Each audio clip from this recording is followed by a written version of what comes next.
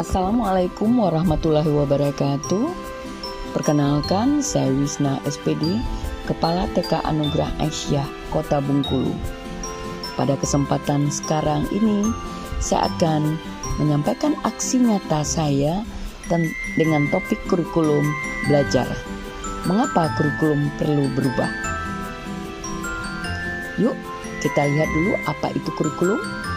Kurikulum adalah perangkat mata pelajaran dan program pendidikan yang diberikan oleh satuan lembaga penyelenggara pendidikan yang berisi rancangan pembelajaran yang akan diberikan kepada peserta pembelajar dalam satu periode jenjang pendidikan.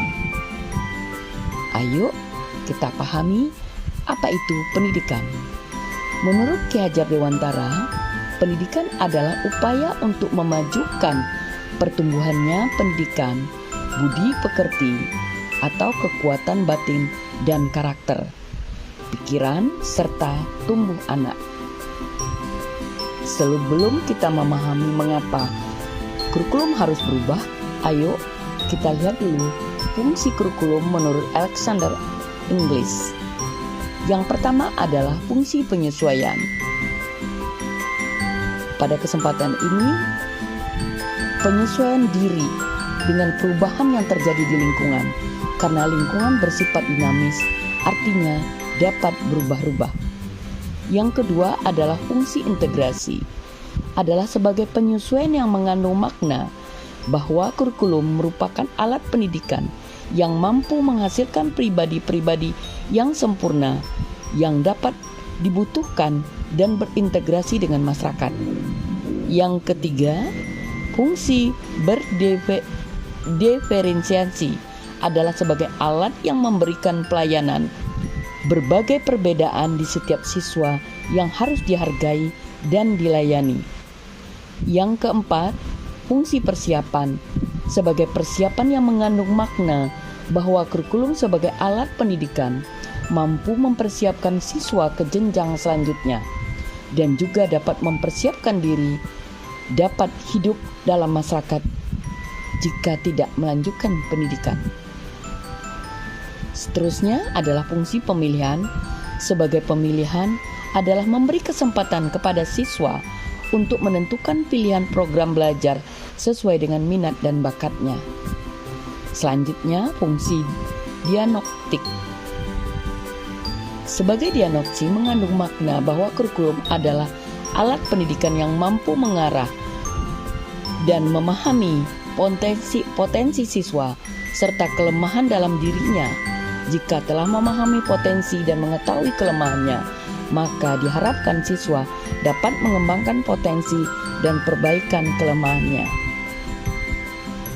Sekarang, ayo kita lihat alasan kurikulum itu berubah. Mengapa kurikulum itu berubah? Pertama adalah perubahan kurikulum karena faktor sosial. Perubahan faktor sosial dan budaya merupakan faktor yang penting yang mempengaruhi perkembangan pendidik dan kurikulum. Masyarakat terus berubah, berkembang menjadi kebutuhan masyarakat terus berubah pula. Oleh karena itu, kurikulum harus diperbaiki dan beradaptasi sesuai dengan perubahan dan kebutuhan masyarakat.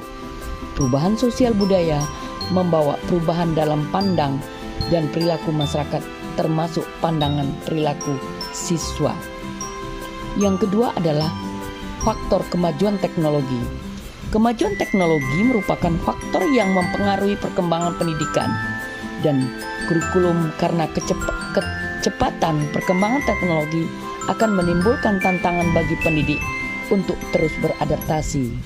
Penggunaan teknologi dalam pendidikan membawa perubahan dalam cara siswa memperoleh informasi dan belajar. Yang ketiga, karena faktor kebutuhan dunia kerja. Dunia kerja selalu berubah, menuntut keterampilan dan pengetahuan baru. Hal ini merupakan alasan penting mengapa kurikulum berubah.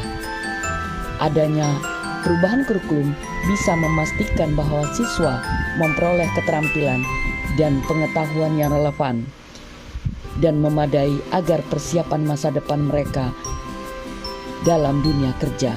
Dengan perubahan terus terjadi, dalam dunia kerja, maka keterampilan dan pengetahuan perlu tentu juga akan berubah. Perubahan kurikulum untuk memastikan bahwa setiap siswa memperoleh keterampilan dan pengetahuan yang sesuai dengan kebutuhan dunia kerja saat ini dan masa depan. Selanjutnya adalah faktor keinginan untuk memperbaiki mutu pendidikan. Kurikulum juga perlu perubahan karena keinginan untuk memperbaiki mutu kurikulum. Kurikulum harus memastikan bahwa siswa menerima pendidikan yang berkualitas dan memadai untuk mempersiapkan mereka untuk masa depan. Dengan perubahan terjadi dalam dunia, termasuk perubahan dalam kebutuhan dunia kerja dan perkembangan teknologi, maka kurikulum harus beradaptasi dan memastikan bahwa siswa memperoleh keterampilan dan pengetahuan relevan dan memadai. Perubahan kurikulum karena faktor standar pendidikan nasional. Standar pendidikan nasional adalah acuan yang menentukan kualitas dan harapan dari sistem pendidikan suatu negara. Standar pendidikan nasional mencakup berbagai aspek pendidikan seperti perubahan proses mengajar, sumber daya manusia, fasilitas pendidikan, dan hasil belajar siswa. Tujuan dan standar pendidikan nasional adalah menjamin bahwa sistem pendidikan nasional memenuhi tingkat kualitas yang sama dan memenuhi harapan masyarakat. Kemendikbud dan Ristek telah melakukan banyak perubahan kurikulum dengan meliputi standar kelulusan, standar proses, standar isi, standar penilaian, dan standar sarana dan prasarana. Standar pendidikan nasional sangat penting bagi perkembangan dan meningkatkan kualitas pendidikan di Indonesia. Akhir kata dari saya, Wisna SPD, Kepala TK Anugerah Aisyah. Perubahan kurikulum perlu terjadi untuk memastikan bahwa pendidikan yang diterima oleh siswa sesuai dengan standar pendidikan nasional dan mempersiapkan mereka untuk menghadapi dunia kerja dan lingkup yang terus berubah. Perubahan sistem pendidikan yang tepat dapat memastikan bahwa siswa menerima pendidikan yang lebih baik serta memiliki keterampilan yang generasi muda perlukan untuk menjadi pemimpin masa depan.